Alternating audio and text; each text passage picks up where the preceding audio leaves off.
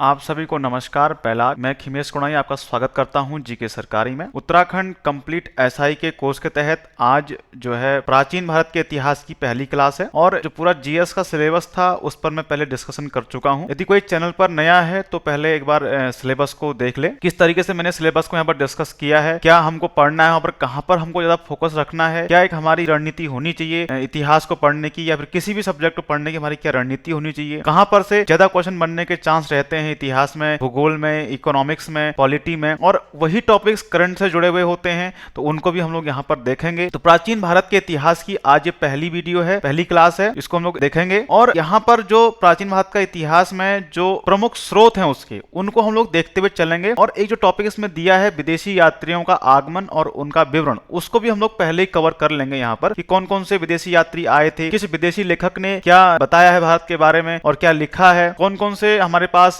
स्रोत है, उनमें धार्मिक ग्रंथ, अधार्मिक ग्रंथ, जीवनी ग्रंथ, ऐतिहासिक ग्रंथ, अर्ध ऐतिहासिक ग्रंथ, उनको हम लोग यहाँ पर डिस्कस करने वाले हैं आज। इसी के अलावा आपका मुद्रा शास्त्र है, आपका स्मारक है और आपके अभिलेख हैं, उनको हम लोग देखने वाले हैं। चलिए शुरू करते हैं। प्राचीन भारत का इतिहास है आपका आज, इसकी आज पहली वीडियो है और सेकंड पेपर में जो यूके ऐसा का पेपर है, इसको सेकंड पेपर में जो आपका जीएस होने वाला है आपका, वो लगभग 75 नंबर का है, जिसमें आपका उत्तराखंड है, इसके अलावा साथ में हिस्ट्री है, जी आपका ज्योग्राफी हो गई, इंडियन ज्योग्राफी, वर्ल्ड ज्योग्राफी, और आपका तीनों हिस्ट्रियां हैं, एंशिएंट, मिडिवल और मॉडर्न हिस्ट्री। साथ ही साथ इसमें वर्ल्ड हिस्ट्री भी है, इंडियन पॉलिटी है और इंडियन इकोनॉमिक्स है, साथ में करंट अफेयर भी इसके अंदर जुड़ा हुआ है, करंट अफेयर कंप्यूटर, सब इसी के अंदर आने वाला है। और जो करंट अफेयर का जो टॉपिक रहने वाला है वो हमारा यहाँ पर वो आपका जीएस से जुड़ा हुआ होगा, पूरा पॉलिटी से जुड़ा होगा, ज्योग्राफी से जुड़ा हुआ होगा, जो करंट अफेयर होगा, ठीक है, क्योंकि क्वेश्चन इसी तरीके से पेपर में पूछता है, वो उसको हम देखने वाले हैं, ठीक है। तो आज हमारा इसमें पहला वीडियो है आपका ये इतिहास का। तो बात करेंगे यहाँ पर ऐतिहासिक स्रोत क्या होते हैं हमारे पास। तो बीते हुए युगों की घटनाओं के संबंध में जानकारी देने वाले साधनों या स्रोतों को ऐतिहासिक स्रोत कहा जाता है, ठीक है। तो बीते हुए युगों की जो घटनाएं हैं उनके संबंध में जो जानकारी देने वाले साधन हैं या स्रोत हैं उनको हम ऐतिहासिक स्रोत कहते हैं। अब बात करते हैं ऐतिहासिक स्रोत कितने प्रकार के होते हैं। तो ऐतिहासिक स्रोत आपके दो प्रकार के होते हैं, जिनमें आपका पहला साहित्यिक स्रोत, दूसरा पुरातात्विक स्रोत। तो ऐतिहासिक स्रोत के दो प्रकार, एक साहित्यिक स्रोत, दूसरा पुरातात्विक स्रोत होता है। साहित्यिक स्रोतों के अंदर भी इसमें दो प्रकार आते हैं, ठीक है। साहित्यिक स्रोतों के अंदर भी इसमें दो प्रकार हैं, पहला देसी, दूसरा विदेशी स्रोत, ठीक है। तो ये एक बेसिक है, इसमें हम लोग जानकारी रखनी चाहिए कि क्या किस तरीके से है। उसके बाद हम देसी स्रोतों की बात करें तो देसी स्रोत भी यहाँ पर दो प्रकार के हैं जिनको हमने देखना है, जिसमें आपका धार्मिक ग्रंथ है और अधार्मिक ग्रंथ है, इनको हम लोग यहाँ पर देखेंगे। इन्हीं के बारे में हम लोगों ने डिस्कशन करना है यहाँ पर, ठीक है। तो ऐतिहासिक स्रोत दो प्रकार के, साहित्यिक स्रोत और पुरातात्विक स्रोत। साहित्यिक में आपके जो ग्रंथ हैं, जीवनी ग्रंथ हैं, ये आते हैं। पुरातात्विक स्रोतों में आपके अभिलेख, मुद्राएं, स्मारक यह हमको देखने को मिलेंगे यहाँ पर, ठीक है। साहित्यिक स्रोतों में के दो प्रकार, एक देसी एक विदेशी। देसी स्रोतों में जो यहाँ के देसी जो आपके यहाँ के जो लेखक हैं उनके द्वारा जो यहाँ पर लिखा गया है, और जो विदेशी स्रोतों के बारे में बात करें जिसमें अरबी लेखक, यूनानी लेखक, सिकंदर के समकालीन, सिकंदर के परवर्ती लेखक, उनके बारे में बात करने वाले हैं। देसी स्रोतों की बात करें इसमें तो ये भी दो प्रकार के हैं, धार्मिक, अधार्मिक ग्रंथ। धार्मिक ग्रंथों में ब्राह्मण ग्रंथ, जैन ग्रंथ, बौद्ध ग्रंथ। अधार्मिक ग्रंथों में आपका जैसे बिल्हड़ की रचनाएं हैं, इसमें कल्हड़ की राजतरंगिणी हो गई, तो उनको हम लोग यहाँ पर डिस्कशन करने वाले हैं, ठीक है। एक शॉर्ट माध्यम से डिस्कशन करेंगे, कुछ छूटे ना हमारा और कुछ हम लोग फालतू भी नहीं पढ़े, ठीक है, क्योंकि ज्यादा हमको डीप इसमें पढ़ना नहीं होता है, ज्यादा क्वेश्चन बनते नहीं यहाँ से, ठीक है। लेकिन एक प्रॉपर तरीके से हम इसको पढ़ते हुए चलेंगे कि आने वाली जितनी परीक्षाएं उनके लिए भी ये क्या है, उपयोगी हो और आपका हेल्पफुल आपके लिए रहे कोर्स, क्योंकि जो पूरा एसआई का कोर्स रहने वाला है एज ए जो फाउंडेशन बैच की तरह भी काम करेगा आपका, ठीक है। और जो पूरा कोर्स है, जो नए छात्र हैं जो पहली बार तैयारी कर रहे हैं उनके लिए भी जो है काफी हेल्पफुल रहने वाला है। तो ऐतिहासिक स्रोतों की बात कर रहे थे, इसमें पहले हम धार्मिक ग्रंथों के बारे में पढ़ेंगे। तो धार्मिक ग्रंथों के अंतर्गत आपका ब्राह्मण ग्रंथ है, बौद्ध ग्रंथ है और जैन ग्रंथ है, ठीक है। तो ब्राह्मण ग्रंथ, बौद्ध ग्रंथ और जैन ग्रंथ, इनसे क्या जानकारी मिलती है भारत के इतिहास के बारे में, वो हम यहाँ पर देखने वाले हैं। ब्राह्मण ग्रंथों की बात करें तो यहाँ पर श्रुति ग्रंथ आते हैं, आपके स्मृति ग्रंथ आते हैं, संहिता या ये आते हैं आपके श्रुति ग्रंथ और स्मृति ग्रंथ। श्रुति ग्रंथों के अंतर्गत आपका संहिता या वेदों, ठीक है। ब्राह्मण ग्रंथ, अरण्यक हो गए और उपनिषद, ये आपके श्रुति ग्रंथों के अंतर्गत आते हैं। स्मृति ग्रंथ की बात करें तो वेदांग या सूत्र आते हैं, दूसरा स्मृति आता है, तीसरा महाकाव्य। महाकाव्य दो हैं, रामायण और महाभारत, ठीक है, और पुराण आते हैं आपके इसमें। संहिता या वेदों की बात करें तो ये चार हैं आपके, जिनमें ऋग्वेद, यजुर्वेद, सामवेद, अथर्ववेद, ये चार वेद हैं जिनको हम संहिता कहते हैं। ऋग्वेद की अगर रचना का हम देखें किस समय इसकी रचना हुई तो 1500 से लेकर 1000 ईसा पूर्व के मध्य सप्त सैंधव प्रदेश में वेदों की रचना, इस ऋग्वेद की रचना की गई। जबकि यजुर्वेद, सामवेद अथर्ववेद की रचना 1000 से 600 ईसा पूर्व में कुरु पांचाल देश में की गई। ठीक है, ऋग्वेद की सप्त सैंधव प्रदेश में, जबकि यजुर्वेद सामवेद अथर्ववेद की कुरु पांचाल देश में इसकी रचना की गई। किनकी? यजुर्वेद की, सामवेद अथर्ववेद की। वेदों से प्राचीन आर्यों के धार्मिक, सामाजिक, आर्थिक जीवन पर हमको जानकारी मिलती है। ठीक है, अगर बात करें कि वेदों से हमें क्या जानकारी मिलती है, तो आर्यों के धार्मिक, सामाजिक और आर्थिक जीवन की हमको जानकारी मिलती है। उसके बाद ब्राह्मण ग्रंथों की बात करें तो ब्राह्मण ग्रंथों में पुराणों से अति प्राचीन काल से लेकर गुप्त काल तक के इतिहास पर यह प्रकाश डालता है। ब्राह्मण ग्रंथ पुराणों से जो अति प्राचीन काल से लेकर गुप्त काल तक। पुराणों में बात करें तो विष्णु पुराण मौर्य वंश की जानकारी हमको देता है, मत्स्य पुराण में आंध्र सातवाहन वंश की हमको जानकारी मिलेगी, और वायु पुराण से गुप्त वंश की। ठीक है, विष्णु पुराण से मौर्य वंश की, मत्स्य पुराण से आंध्र सातवाहन वंश की, और वायु पुराण से गुप्त वंश की हमको जानकारी मिलती है। बौद्ध ग्रंथों की बात करें तो बौद्ध ग्रंथों को दो वर्गों में यहां बांटा गया है, एक पाली ग्रंथ और दूसरा है अनुपाली ग्रंथ। ठीक है, अनुपाली ग्रंथ संस्कृत में लिखे गए हैं। ठीक है, और जो पाली ग्रंथ है वो पाली भाषा में लिखे गए हैं। ठीक है, और पाली जो है भारत की प्रथम जनभाषा है, और दूसरा इसको देसी भाषा के नाम से भी हम लोग जानते हैं, किसको? पाली को। ठीक है, तो अनुपाली ग्रंथ कौन से हैं? जो संस्कृत में लिखे हुए हैं। पाली ग्रंथों में आपका त्रिपिटक आता है, दीपवंश आता है, महावंश, मिलिंद पन्हो, ये महत्वपूर्ण ग्रंथ है। यहां पर पाली ग्रंथों में आपका त्रिपिटक, दीपवंश, महावंश, मिलिंद पन्हो, ये महत्वपूर्ण है। त्रिपिटक जो है बौद्ध ग्रंथों में प्राचीनतम और सर्वाधिक महत्वपूर्ण है। ठीक है, त्रिपिटक। और त्रिपिटक के अंतर्गत हम देखें कौन कौन से आते हैं, तो इसमें विनय पिटक आता है, सुत्त पिटक और अभिधम्य। अगर शॉर्ट में आते हैं तो विनय, सुत्त और अभिधम्य पिटक। ठीक है, विनय, सुत्त और अभिधम्य, इसको इस तरह से आप याद कर लीजिएगा। दूसरा, विनय पिटक एवं सुत्त पिटक का जो संकलन है, एक रचना कब की गई, तो प्रथम बौद्ध महासंगति जो 483 ईसा पूर्व में हुई थी, इस समय इसका संकलन किया गया, विनय पिटक का, सुत्त पिटक का। जबकि अभिधम्य पिटक की हम बात करें तो तीसरी बौद्ध महासंगति जो 250 ईसा पूर्व में हुई थी, उस समय इसका संकलन किया गया। त्रिपिटक में ईसा से पूर्व की सदियों के भारत के सामाजिक व धार्मिक जीवन पर प्रकाश पड़ता है। ठीक है, तो विनय पिटक, सुत्त पिटक का प्रथम बौद्ध संगीति में, अभिधम्य पिटक का तृतीय बौद्ध संगीति में। ठीक है, त्रिपिटक से जो जानकारी हमको मिलती है, ईसा से पूर्व की जो सदियों के भारत के सामाजिक धार्मिक जीवन पर हमको जानकारी मिलती है। और त्रिपिटक से सुत्त पिटक, जो त्रिपिटक से सुत्त पिटक क्या बृहत्तम और सर्वाधिक महत्वपूर्ण ग्रंथ है, ये आपके हैं। ठीक है, बौद्ध ग्रंथों पर बात करते हैं तो सुत्त पिटक का जो एक अंगुत्तर निकाय है, तो आगे हम बात करेंगे। यहां पर 5 निकाय हैं, खुद्दक निकाय, अंगुत्तर निकाय, इस तरह से निकाय आपको देखने को मिलेंगे। वो हम आगे देखेंगे, जब हम बौद्ध धर्म पढ़ेंगे तो हम डिस्कशन करेंगे इसके बारे में। तो सुत्त पिटक के अंगुत्तर निकाय में 16 महाजनपदों की सूची मिलती है। ठीक है, तो अंगुत्तर निकाय बौद्ध ग्रंथ है, सुत्त पिटक का ही एक भाग है।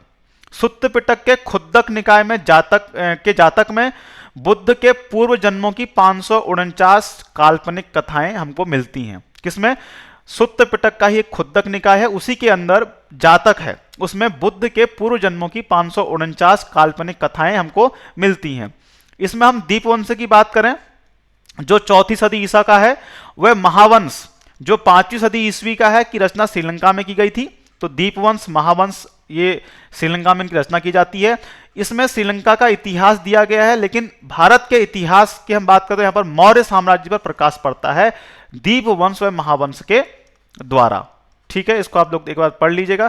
तो एक बेसिक जानकारी है जो हमें पढ़नी चाहिए। ठीक है, तो दीपवंश, महावंश श्रीलंका के इतिहास की जानकारी देने के साथ साथ मौर्य साम्राज्य पर भी क्या देता है? जानकारी देता है।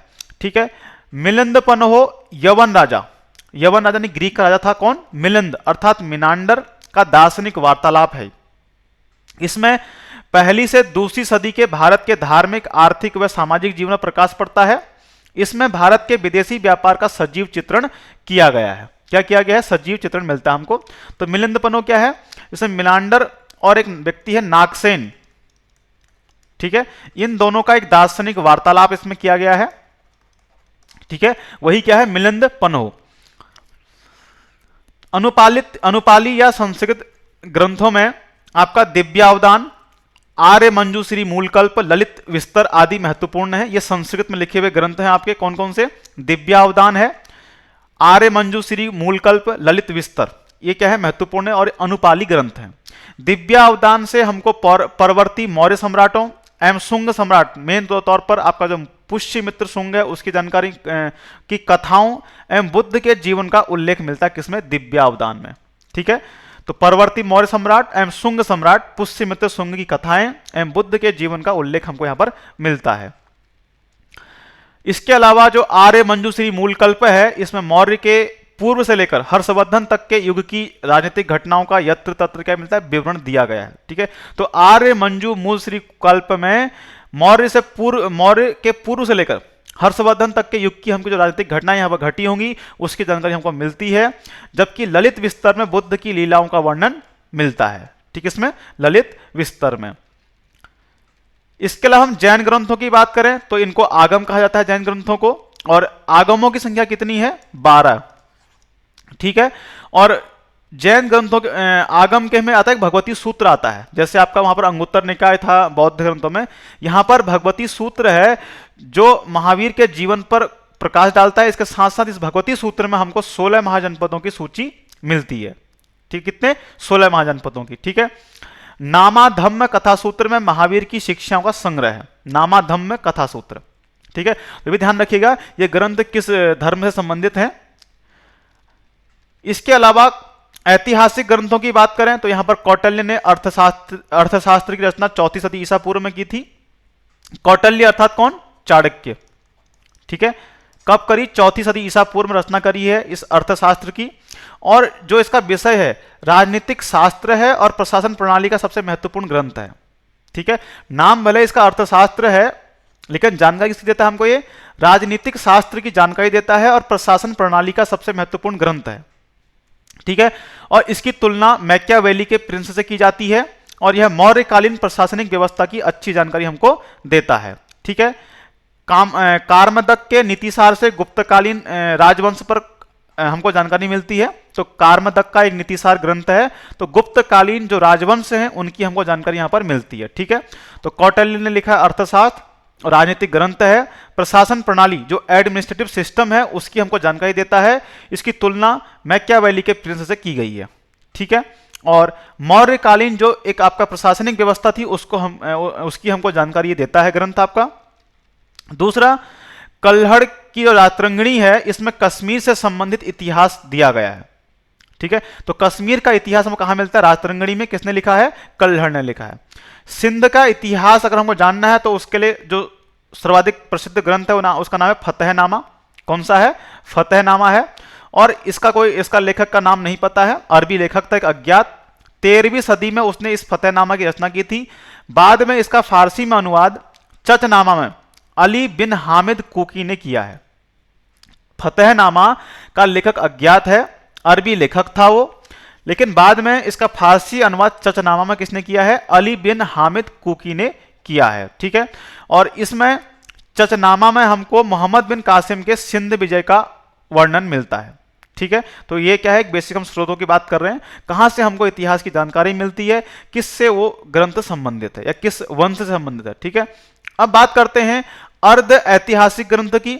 तो अर्ध ऐतिहासिक ग्रंथों के अंतर्गत पाणिनि की अष्टाध्यायी आती है और एक व्याकरण ग्रंथ है, लेकिन मौर्य से लेकर पूर्व मौर्यकालीन राजनीतिक व्यवस्था पर यह हमको जानकारी देता है। ठीक है, व्याकरण तो ग्रंथ ही है लेकिन हमको इतिहास की जानकारी भी पाणिनि की अष्टाध्यायी देती है।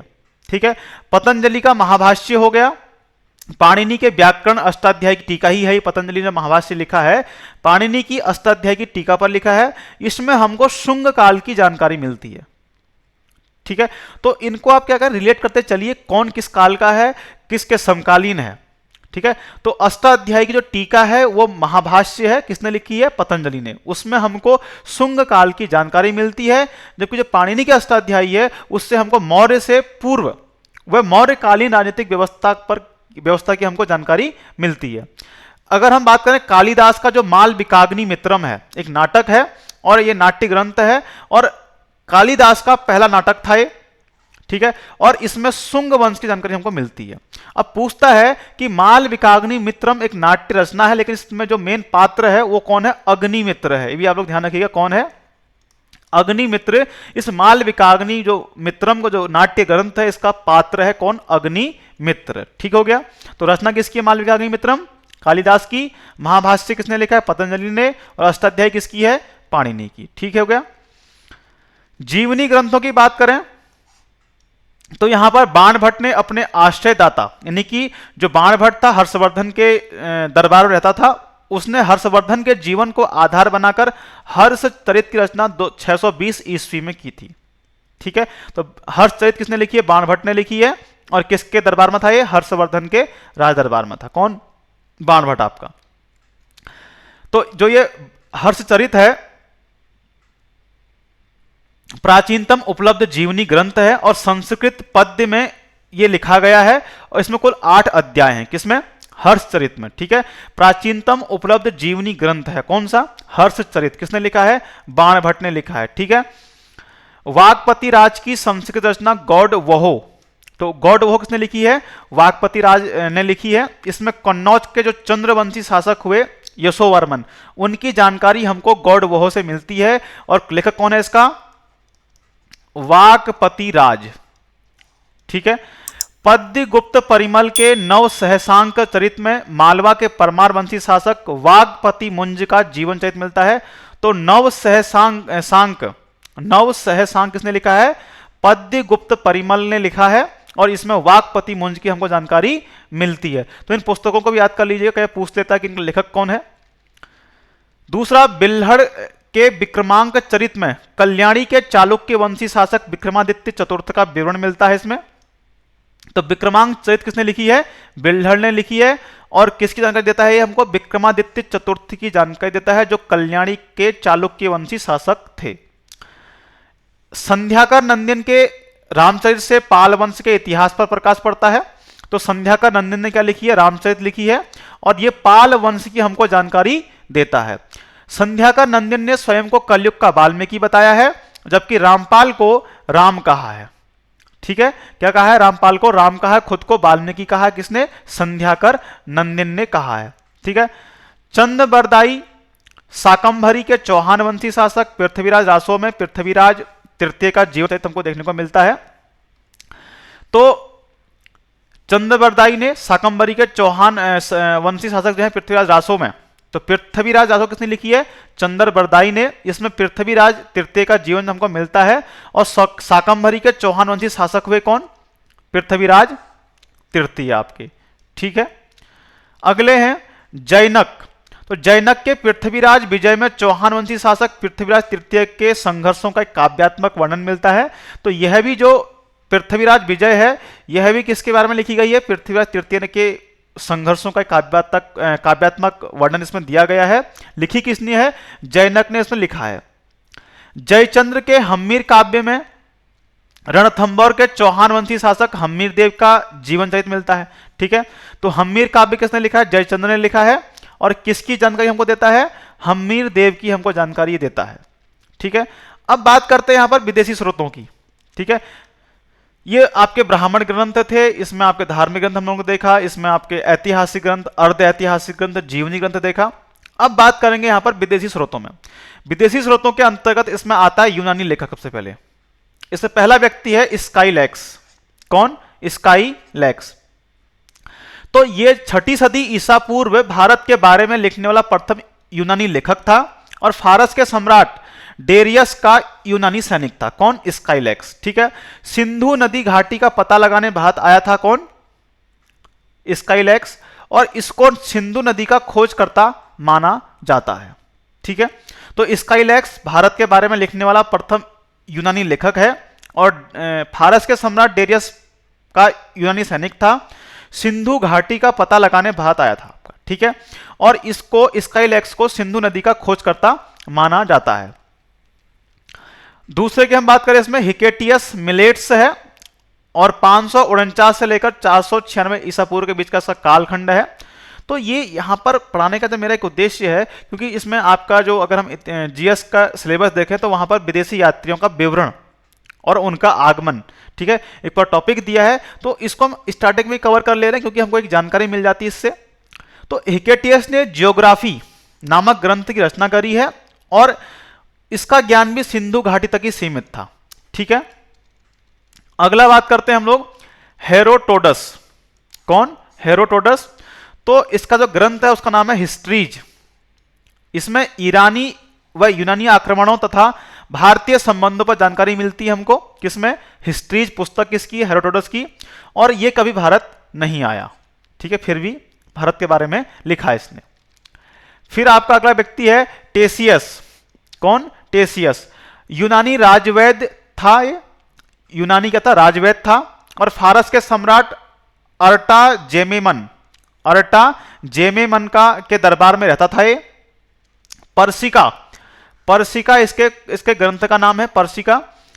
इसमें पूर्वी देशों से लौटकर आए हुए यात्रियों के मुंह से सुनकर भारत के संदर्भ में एक अद्भुत कहानियों का संग्रह लिखा हुआ है। ये भी भारत नहीं आया, जो यात्री भारत गए होंगे उनसे जो कहानी सुनी है, इसने वही कहानी इस किताब में कहानी के तौर पर लिखी है पूरी। ठीक है, अगले की बात करें, सिकंदर के समकालीन यूनानी लेखक। इसमें सबसे पहले आता है निर्याकस। तो ये कौन था? सिकंदर का जल सेनापति था निर्याकस। तो इसे सिकंदर ने सिंधु व फारस की खाड़ी के बीच के तट का पता लगाने के लिए भारत भेजा था।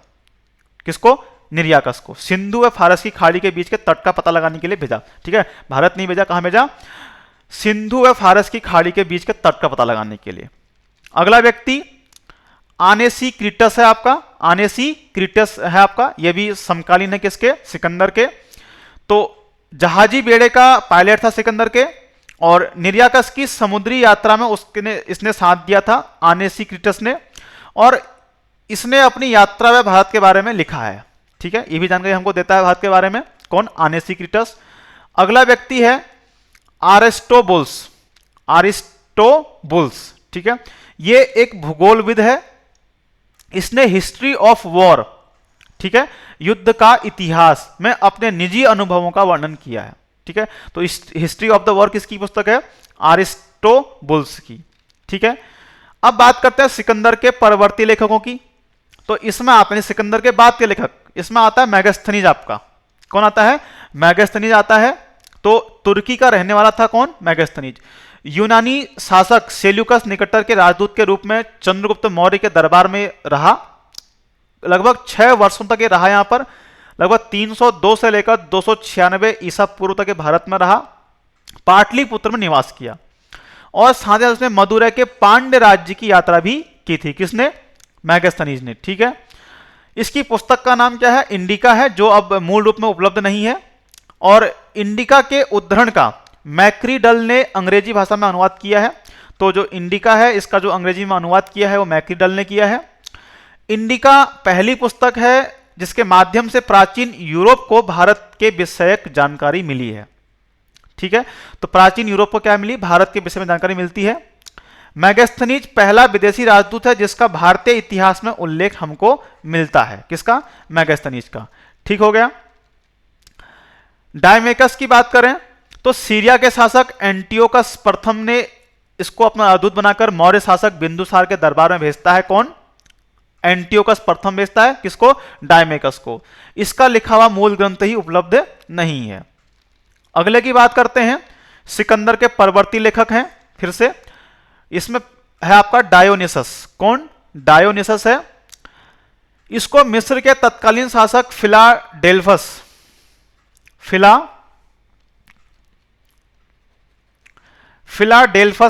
अर्थात टॉलमी द्वितीय ने अपना राजदूत बनाकर मौर्य शासक बिंदुसार के दरबार में इसको भेजा।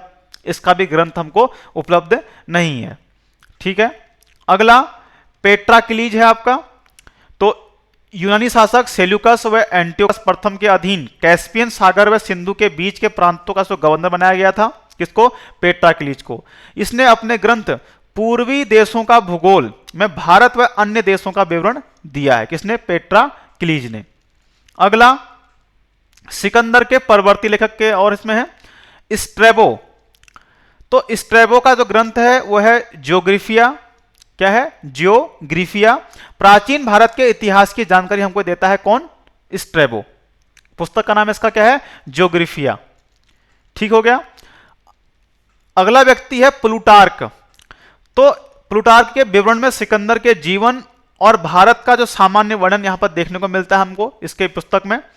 और इसके विवरण में चंद्रगुप्त का उल्लेख एंड्रोकोटस के रूप में किया गया है। ठीक है, इसी ने चंद्रगुप्त का नाम एंड्रोकोटस करके क्या लिखा है। ठीक है, अगला,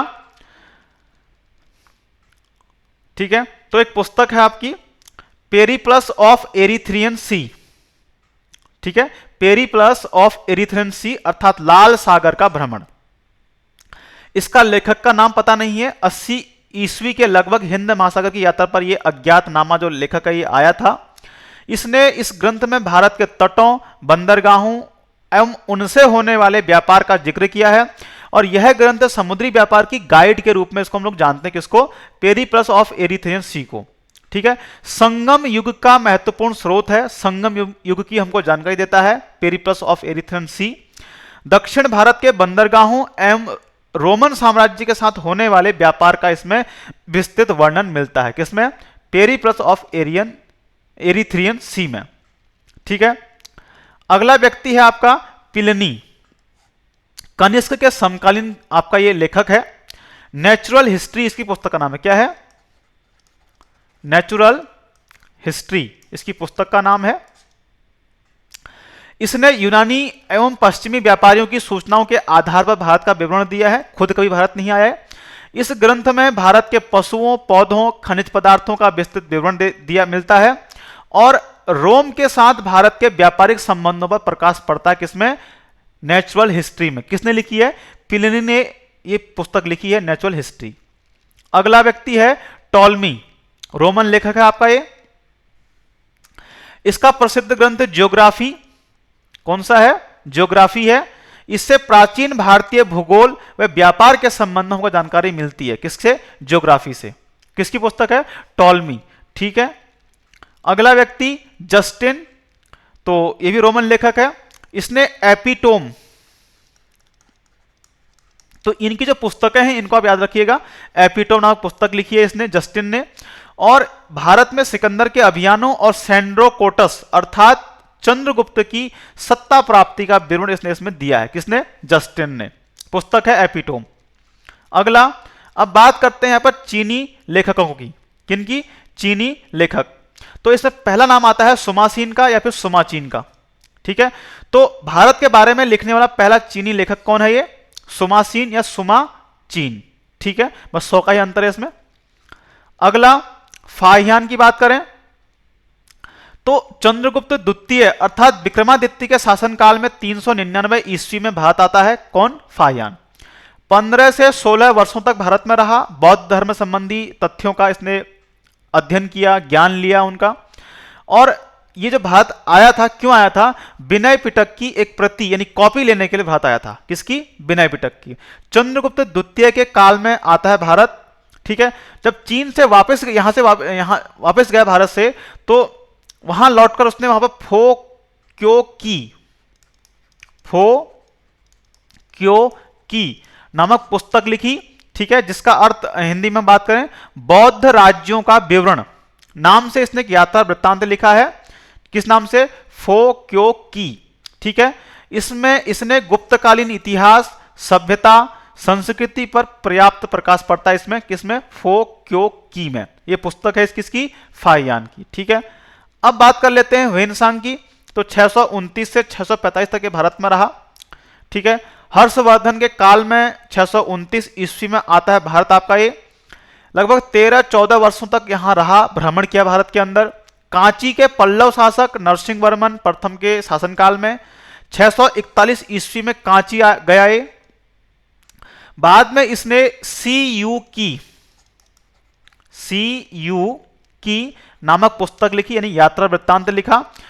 इसका अर्थ होता है सीयूकी का पाश्चात्य विश्व का विवरण। ठीक है, हूण शासक मिहिरकुल के बारे में यह जानकारी देता है। ठीक है, और ह्वेनसांग को यात्रियों का सम्राट, यात्रियों का राजकुमार और वर्तमान शाक्य मुनि, ये इसके उपनाम है। यात्रियों का सम्राट, यात्रियों का राजकुमार और वर्तमान शाक्य मुनि के नाम से इसको हम लोग जानते हैं। किसको, ह्वेनसांग को। ठीक है, चलिए आगे देखते हैं। अगला चीनी लेखक है आपका इत्सिंग। कौन है, इत्सिंग। तो सुमात्रा से होकर समुद्री मार्ग से भारत आया। 10 वर्ष तक नालंदा विश्वविद्यालय में रहता है, संस्कृत बौद्ध ग्रंथों का अध्ययन करता है। कौन? इत्सिंग। ठीक है। भारत तथा मलय द्वीप पुंज में बौद्ध धर्म का विवरण नाम से यात्रा वृत्तांत लिखा है। किस नाम से? मलय द्वीप पुंज में बौद्ध धर्म का विवरण, इस नाम से इसकी पुस्तक है पूरी ये। इत्सिंग श्रीगुप्त का उल्लेख करता है और इसको गुप्त वंश का प्रथम शासक माना जाता है। किसको? श्रीगुप्त को। ठीक है। इसके बारे में जानकारी कौन देता है हमको? इत्सिंग देता है श्रीगुप्त के बारे में। अगला व्यक्ति है हुई चाओ। कौन? हुई चाओ। तो इसने अपनी रचना में कश्मीर के शासक मुक्तापीड़ा व कन्नौज के शासक यशोवर्मन का उल्लेख किया है। ठीक है। तो हुई चाओ ने कश्मीर के शासक मुक्तापीड़ा व कन्नौज के शासक यशोवर्मन का उल्लेख किया है। हुई चाओ ने, यह भी चीनी लेखक है आपका। अगला तिब्बती लेखक है इसमें। अभी तक हमने देखा चीनी लेखक, अब बात करते हैं तिब्बती लेखकों की। यहां पर पहला व्यक्ति आपका तारानाथ। तो प्रसिद्ध तिब्बती लेखक है, इतिहासकार है। इसके ग्रंथों में कंग्यूर और तंग्यूर से भारत के प्रारंभिक काल के इतिहास के बारे में जानकारी मिलती है। ठीक है। अब बात करते हैं विदेशी स्रोतों की। इसमें पहला व्यक्ति है अरबी, इसमें पहले आएंगे अरबी लेखकों की बात करते हैं। किसमें? तो यहां पर जो पहला व्यक्ति है सुलेमान है। कौन? सुलेमान। अरबी व्यापारी है। ठीक है। प्रथम अरबी यात्री था ये। कौन था? अरबी यात्री है, जिसका हमको यात्रा वृत्तांत मिलता है। समुद्री यात्रा के क्रम में भारत के सारे समुद्री तट का चक्कर लगाया। प्रतिहार राजा मिहिर भोज प्रथम के शासनकाल में भारत आता है। राष्ट्रकूट नरेश अमोघ वर्ष की सभा में रहा। 851 में इसने सिलसिला उत तवारिक नाम से किताब लिखी, एक ग्रंथ लिखा, सिलसिला उत तवारिक। ठीक है। और इसने हिंद महासागर को दरिया ए हरगंद कहा है।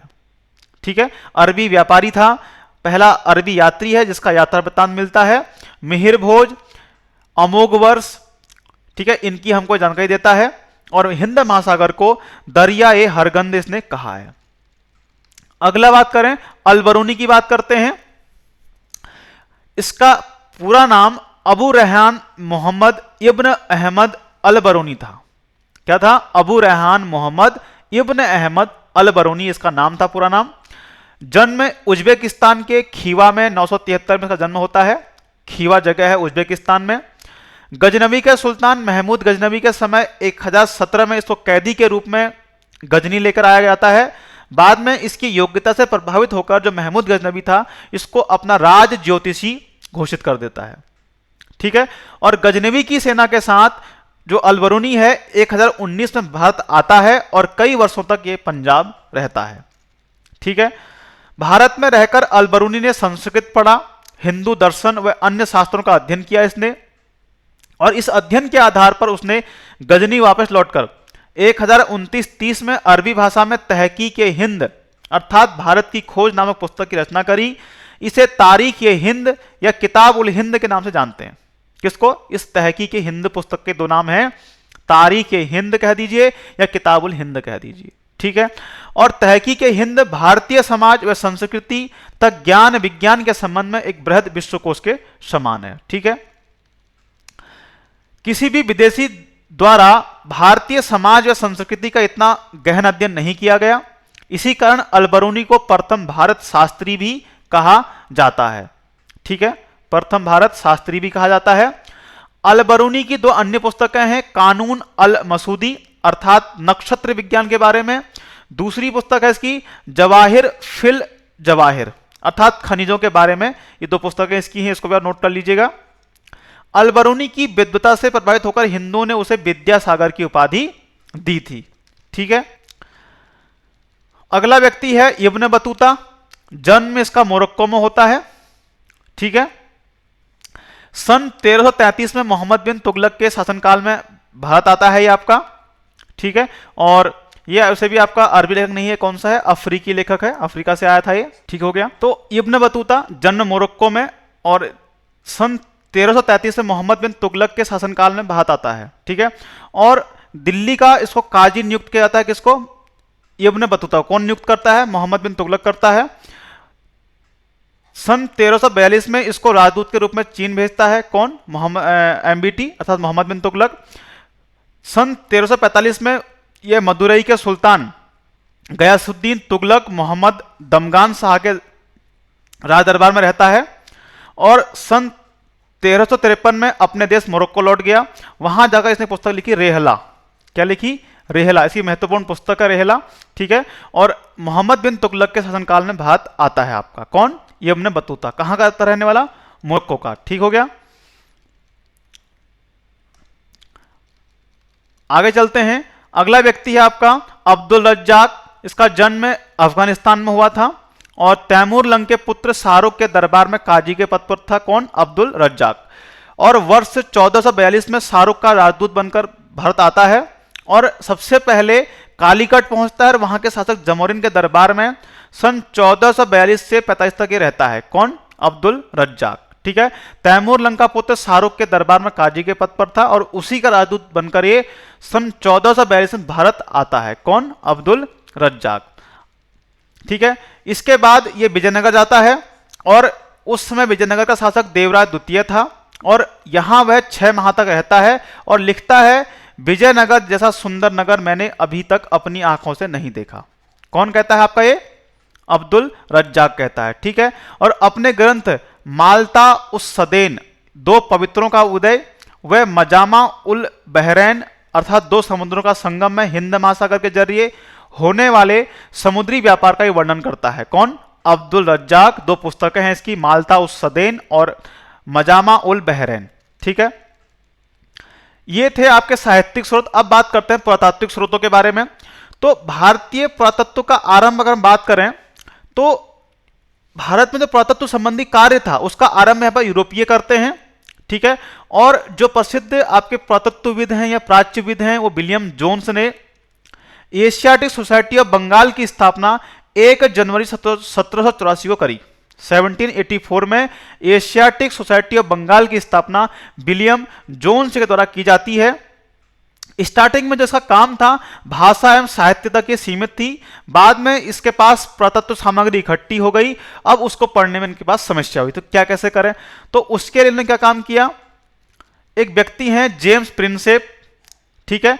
इन्होंने पहली बार 1837 में प्राचीनतम ब्राह्मी लिपि की व्याख्या की तो अशोक के अभिलेखों को पढ़ने में सफल हुए कौन? जेम्स प्रिंसेप, इंपॉर्टेंट है। और जेम्स प्रिंसेप को जो सहयोग दिया वह अलेक्जेंडर कनिंघम ने दिया और बाद में जो तत्कालीन गवर्नमेंट थी उसने भारतीय पुरातत्व सर्वेक्षण नई दिल्ली की स्थापना 1861 में करी, ठीक है। यह भी आपका इंपॉर्टेंट है कि भारतीय पुरातत्व सर्वेक्षण नई दिल्ली की स्थापना कब की जाती है? 1861 में की जाती है, ठीक है। आगे बात करें उसके पुरातत्व निरीक्षण यानी कि निरीक्षण के पद पर जो ये विभाग बनाया गया इस पर अलेक्जेंडर कनिंघम को नियुक्त किया गया, ठीक है। और ये उस समय कौन था भारत का वायसराय? लॉर्ड केनिंग था, ठीक है, 1861 के समय, ठीक है। बाद में जो इसने यहां पर योगदान दिया पुरातत्व के संबंध में अलेक्जेंडर कनिंघम ने, तो उसके लिए इसको कनिंघम को भारतीय पुरातत्व का जनक कहा जाता है। किसको? अलेक्जेंडर कनिंघम को भारतीय पुरातत्व का जनक, ठीक है। वर्ष 1885 में ये रिटायरमेंट हो जाता है। बाद में भारतीय सर्वेक्षण के जो प्रधान संचालक थे सर जॉन मार्शल ने भारतीय पुरातत्व के काम को आगे बढ़ाया, ठीक है। और जॉन मार्शल ने अपने निपुण सहयोगियों, 2 सहयोगी हैं इनके, दयाराम साहनी और राखलदास बनर्जी, ठीक है। दयाराम साहनी ने हड़प्पा सभ्यता की खोज करी 1921 में, जबकि राखलदास बनर्जी ने मोहनजोदड़ो की खोज करी कब? 1922 में, ठीक है। तो इनकी मदद से पहली बार प्राचीन नगरों के ध्वंसावशेषों को प्रकाश में लाने में सफल होते हैं कौन? सर जॉन मार्शल, ठीक है। भारतीय पुरातत्व का जनक अलेक्जेंडर कनिंघम, ठीक है। आगे देखते हैं पुरातात्विक स्रोतों को 3 भागों में बांटा गया है इसमें। पहला अभिलेख, दूसरा मुद्रा और तीसरा स्मारक। इनसे हमको क्या मिलती? भारतीय इतिहास के बारे में जानकारी मिलती है, ठीक है। ये एकदम सत्य स्रोत होते हैं जिनसे हमको जानकारी मिलती है, ठीक है। तो पहली बात अभिलेखों की करते हैं। तो अभिलेखों के अध्ययन को पुरालेखा शास्त्र या ईपीग्राफी के नाम से हम इसको जानते हैं। किसको? अभिलेखों के अध्ययन को। मुद्रा के अध्ययन की बात करें तो मुद्रा के अध्ययन को मुद्रा शास्त्र कहते हैं, अर्थात न्यूमिस्मैटिक्स के नाम से इसको हम जानते हैं मुद्रा के अध्ययन को। ठीक है। भारतीय मुद्रा परिषद की स्थापना 1910 में इलाहाबाद में की गई। ठीक है। भारतीय पुरातत्व सर्वेक्षण की 1861 में, जबकि भारतीय मुद्रा परिषद की स्थापना 1910 में कहां की जाती है? इलाहाबाद में की जाती है। ठीक हो गया। अब बात करते हैं अभिलेखों की। अभिलेख भी दो प्रकार के होते हैं, एक विदेशी और दूसरा देशी। ठीक है। अब बात करेंगे यहां पर विदेशी अभिलेखों की। तो विदेशी अभिलेखों के अंतर्गत आता है बोगज कोई अभिलेख। 1380 ईसा पूर्व का अभिलेख है ये। बोगज कोई या बेगाज, कहीं पर आपने पढ़ा होगा उसको, बेगाज कोई भी लिखा हुआ है इसको। ठीक है। किसी भी तरीके से आप इसको पढ़ सकते हैं। तो भारत से संबंधित सबसे प्राचीनतम पाठ्य अभिलेख एशिया माइनर। ठीक है। आधुनिक टर्की यानी तुर्की से मिला है आपकी जगह। एशिया माइनर कहां पर है? तुर्की में है। तो ये वहां से प्राप्त हुआ अभिलेख है, बेगाज कोई अभिलेख। ठीक है। इसमें 4 वैदिक देवताओं इंद्र, मित्र, वरुण और नास्तस्य का उल्लेख इसमें मिलता है। किसमें? बेगाज कोई अभिलेख में। ठीक है। तो जो विद्वान हैं वो कहते हैं कि आर्यों का आदि देश कहां था? एशिया माइनर था। इस अभिलेख को आधार बनाकर कहते हैं। अलग अलग थ्योरियां हैं आर्यों के भारत में आने की। आर्य यहीं के स्थायी हैं या अस्थायी निवासी थे। ठीक है। तो ये हो गया आपका। इसमें 4 जो वैदिक देवता हैं, इंद्र, मित्र, वरुण और नास्तस्य, उनका हमको उल्लेख मिलता है। और एशिया माइनर के जगह है, ठीक है, तुर्की में, वहां से हमको प्राप्त होता है। ठीक है। दूसरा आता है बेहिस्तुन अभिलेख और दूसरा है नक्श ए रुस्तम। ठीक है। बेहिस्तुन और नक्श ए रुस्तम अभिलेख तो ये ईरान से प्राप्त हुए हैं। तो दोनों अभिलेख ईरानी सम्राट दारा प्रथम के हैं। किसके हैं? दारा प्रथम के अभिलेख हैं। ठीक है। और बेहिस्तुन अभिलेख से यह जानकारी मिलती है कि जो गदर अर्थात गांधार, दूसरा सतगु अर्थात सप्त सिंधु के प्रदेशों को जीतने के बाद दारा प्रथम ने उसे अपने साम्राज्य का 20वां प्रांत बनाया था। ठीक है। तो बेहिस्तुन अभिलेख और नक्श ए रुस्तम किसके हैं? दारा प्रथम के हैं, ईरान से प्राप्त हुए हैं। ठीक है। नक्श ए रुस्तम अभिलेख से पता चलता है कि ईरानी सम्राट दारा प्रथम ने हिंदू अर्थात सिंधु घाटी पर अधिकार कर लिया था। ठीक है। अगला, अब बात करेंगे यहाँ पर देशी अभिलेखों की। तो इनमें उत्तर प्रदेश के सिद्धार्थनगर जिले से प्राप्त पिपरहवा बौद्ध कलश लेख 5वीं सदी ईसा पूर्व का है, जिसमें बुद्ध की स्मारक मंजूषा अर्थात पिटारा है इसमें। ठीक है। तो पिपरहवा बौद्ध कलश लेख आपका सिद्धार्थनगर यूपी से प्राप्त हुआ है।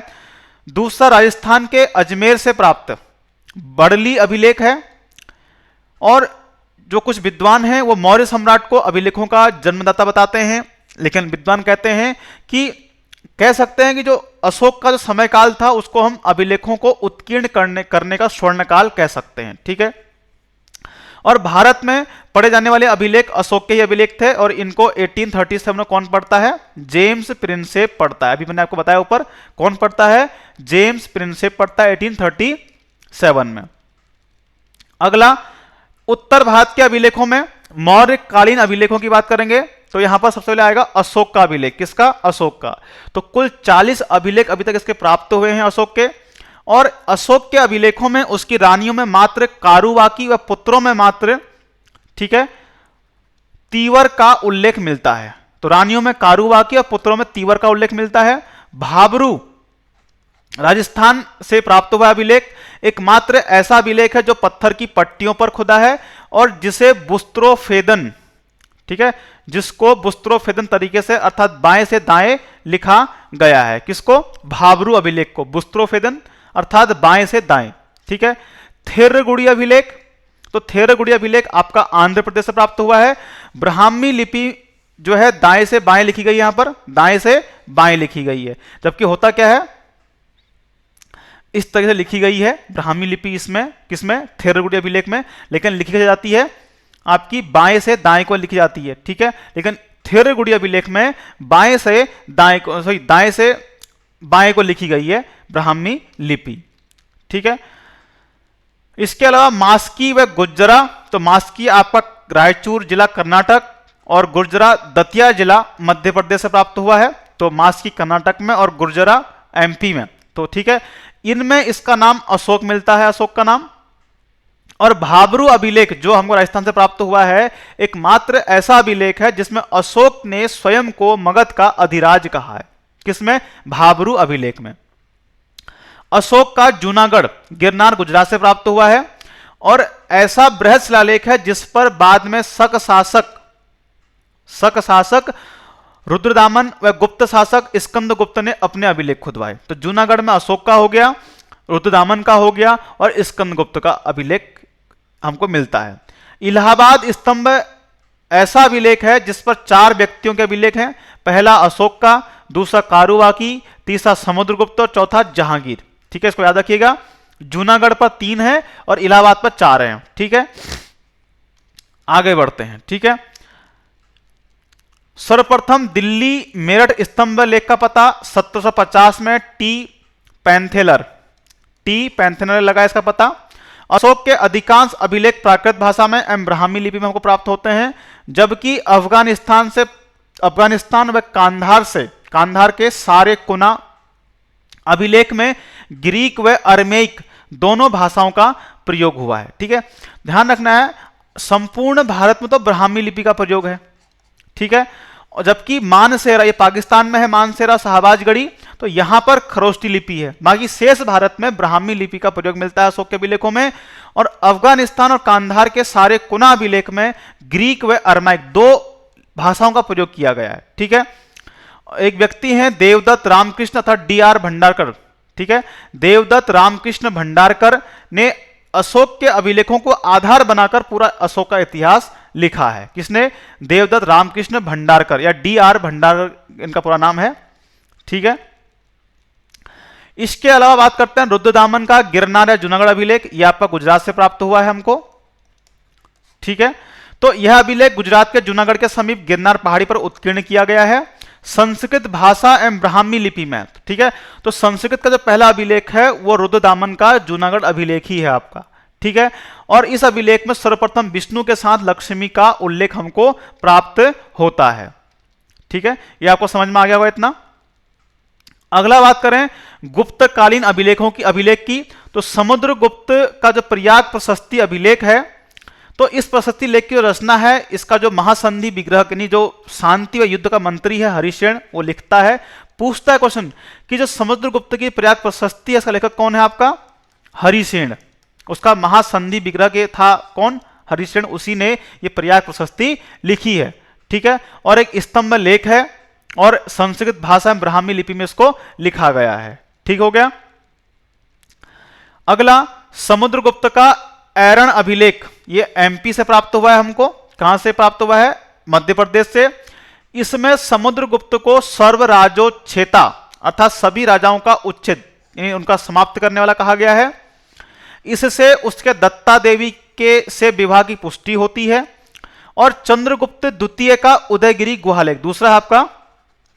ये पहला हो गया आपका ऐरण अभिलेख समुद्रगुप्त का। दूसरा चंद्रगुप्त द्वितीय का उदयगिरी गुहालेख, तो ये विदिशा मध्य प्रदेश से प्राप्त हुआ है हमको। चंद्रगुप्त द्वितीय का उदयगिरी गुहालेख यानी कि गुफा में लिखा गया है। अगला है आपका चंद्र का मेहरौली लौह स्तंभ लेख, तो चंद्रगुप्त द्वितीय का ही अभिलेख है। तो वहां पर चंद्र द्वितीय नामक शासक के नाम से इसको लिखा गया इस तरीके से। ठीक है, अगला देखते हैं इसमें कुमार गुप्त प्रथम का मंदसौर प्रस्तर अभिलेख, ये मध्य प्रदेश से मिला है। एवं स्कंद गुप्त का गिरनार या जूनागढ़ अभिलेख, ये गुजरात से प्राप्त हुआ है। ठीक है, इनको आप ध्यान रख लीजिएगा। तो जो ये अभिलेख है आपका किसका? गुजरात वाला स्कंद गुप्त का जो गिरनार अभिलेख है, इसको नोट कर लीजिए, इसमें लिखा नहीं गया तो इसको आप लोग नोट कर लीजिएगा अलग से। जो स्कंद गुप्त का गिरनार या जूनागढ़ अभिलेख है, इस अभिलेख से सुदर्शन झील की मरम्मत का वर्णन इसमें मिलता है हमको। और इसकी मरम्मत जो गिरनार नगर का प्रधान था चक्रपालित कराता है। और इस चक्रपालित ने ही सुदर्शन झील के बांध पर एक विष्णु मंदिर भी बनाया था। ठीक है, इसको इस तरह नोट कर लीजिएगा। कुछ समस्या हो तो आप वीडियो के कमेंट में हमको बता सकते हैं कि कुछ समझ में आपको अगर नहीं आता है। ठीक है, अगला भानुगुप्त का ऐरण प्रस्तर लेख, तो ये एमपी से प्राप्त हुआ है। तो भानुगुप्त व हूण आक्रमणकारी तोरमाण के मध्य यहां पर युद्ध का वर्णन मिलता है, भानुगुप्त और तोरमाण के बीच। जिसमें तोरमान विजयी होता है और युद्ध में भानुगुप्त का सामंत गोपराज लड़ता हुआ मारा गया। ठीक है, और उसके साथ ही उसकी पत्नी सती हो गई, और ये ऐरण अभिलेख ही हमको भारत में सती प्रथा के प्रचलन का प्रथम अभिलेखीय प्रमाण देता है। कौन? भानुगुप्त का ऐरण प्रस्तर लेख। अगला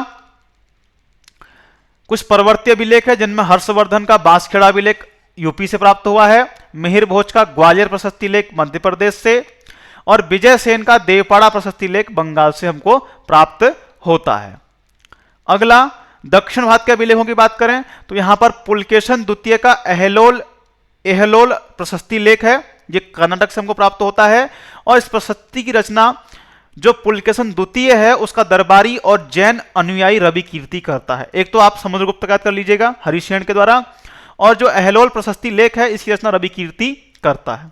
ठीक है, इसके अलावा दंती दुर्ग का एलोरा गुफा लेख है आपका, यह प्राप्त हुआ है महाराष्ट्र से आपका, किसका? दंती दुर्ग का। मुद्रा लेखों की बात करें तो उत्तर पश्चिम भारत पर शासन करने वाले इंडो बैक्ट्रियन शासकों ने सर्वप्रथम लेखयुक्त एवं राजा देवी देवताओं की आकृतियों के सिक्के चलाए। सर्वप्रथम सोने के सिक्के इंडो बैक्ट्रियन ने ही जारी किए। भारत में सर्वप्रथम संस्कृत एवं तिथि युक्त सिक्के जारी करने का श्रेय शक, सत्रप, रुद्रदामन को दिया जाता है। सातवाहन शासकों ने मुख्यतः सीसे, पोटीन, तांबे के सिक्के जारी किए। ये भी आपका सब डाटा इंपॉर्टेंट है। तो भारत में लेखयुक्त एवं राजा देवी देवताओं की आकृति के सिक्के कौन चलाता है? Indo Bactrian. सोने के सिक्के इंडो बैक्ट्रियन सबसे पहले। संस्कृत तिथि युक्त सिक्के कौन जारी करता है? शक, क्षत्रप, रुद्रदामन जारी करता है। सीसे, पोटीन एवं तांबे के सिक्के कौन जारी करेगा? सातवाहन शासक इसको जारी करते हैं। ठीक है, मुद्रा लेख की बात करते हैं तो मुद्रा लेख हम अभी ऊपर देख के आए हैं। तो कुषाण शासकों ने सोने के सिक्कों में सबसे अधिक शुद्धता है, तो कुषाण शासकों ने सबसे अधिक शुद्ध सोने के सिक्के जारी किए। ठीक है, बात करें भारत में नियमित रूप से सोने के सिक्के चलाने का श्रेय तो वह भी आपका कुषाण शासकों को ही दिया जाता है। ठीक है, गुप्त शासकों ने सोने के सबसे अधिक सिक्के जारी किए। गुप्त शासकों में सर्वप्रथम स्वर्ण मुद्रा प्रचलित करने का श्रेय चंद्रगुप्त प्रथम को जाता है, और चंद्रगुप्त प्रथम की एक ही प्रकार की स्वर्ण मुद्रा प्राप्त होती है जिसे राजा रानी या चंद्रगुप्त कुमार देवी प्रकार नाम दिया गया है आपका। ठीक है, क्या नाम दिया गया है? राजा रानी या चंद्रगुप्त कुमार देवी प्रकार इसको नाम दिया गया है आपका। ठीक हो गया।